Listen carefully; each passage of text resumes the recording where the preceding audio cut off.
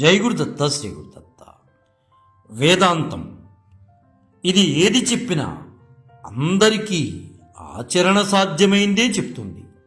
సత్యాన్ని తెలుసుకునేందుకు జప తప యోగ ధ్యాన సాధనలు అందరికీ సాధ్యం కాదు. కానీ కళ్ళ ముందున్న విషయాలను విచారించి వాస్తవాలను తెలుసుకోవడం అందరికీ సాధ్యమే కదా. మన హృదయంలోనే ఉన్న దైవాన్ని తెలుసుకోమని వేదాంత బోధన అంతా కూడా ఇలాగే ఉంటుంది. అది ఎలా తెలుస్తుంది మరి?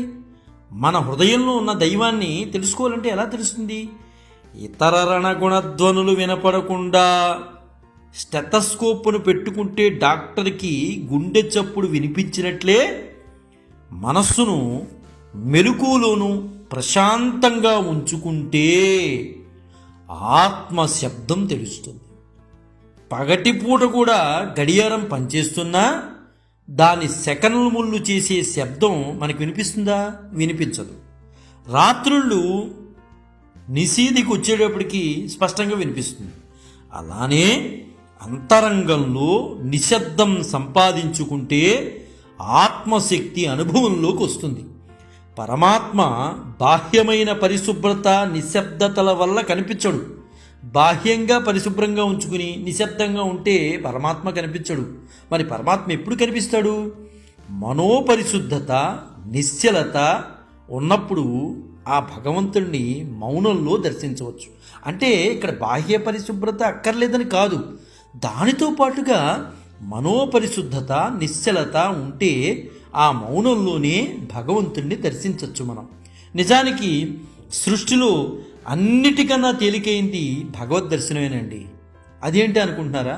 భగవద్ దర్శనమే కష్టం కదా అనుకుంటాం. కాదు, భగవద్ దర్శనమే తేలికైంది. ఎందుకంటే సర్వకాల సర్వావస్థల్లో ఉండేది ఒక్కటే, ఆ ఒక్కడే దైవం. ఎప్పుడైనా ఎక్కడైనా దర్శించగలిగేది సులభమైంది దైవమే. మనకు ఒక కొంతకాలం పీరియడ్ 100 సంవత్సరాలు 90 సంవత్సరాలు 80 సంవత్సరాలు ఉండి మనం వెళ్ళిపోతాం. కానీ నిరంతరంగా సర్వకాల సర్వావస్థల్లో ఉండేది దైవం మాత్రమే. అందువలన భగవద్ దర్శనం అనేది చాలా సులభం. మనకి అన్నిటికీ చూపించే మన చూపును మనం చూడలేనట్లే అన్నిటికీ ఆధారమైన దైవాన్ని మనం చూడలేకపోతున్నాం. ఎంత సులభం అనుకుంటున్నామో కానీ మనం చూడలేకపోతున్నాం. దానికి గల ప్రధాన కారణం అదే. మన కళ్ళను మనం బాహ్యంగా చూసుకోవాలంటే దర్పణం కావాలి. కానీ మన చూపును మనం తెలుసుకోవాలంటే దర్పణంతో పని లేదు. అలానే మనలోనే ఆత్మశక్తిగా ఉన్న దైవాన్ని తెలుసుకోవడానికి ఏ బాహ్య ఉపకరణాలతో ఎటువంటి సంబంధము లేదు, పని కూడా లేదు. నిజానికి చెప్పుకోవాలంటే ఆత్మకిరణమైన మనస్సు స్వరూపాన్ని తెలుసుకుంటే అదే మనకు ఆత్మను అనుభవంలోకి తెస్తుంది. మన ఆలోచనలకి మాటలకి చూపులకి చేతలకి తెలుసుకోవడానికి అన్నిటికీ కారణం ఏంటయ్యా అంటే మన మనస్సే.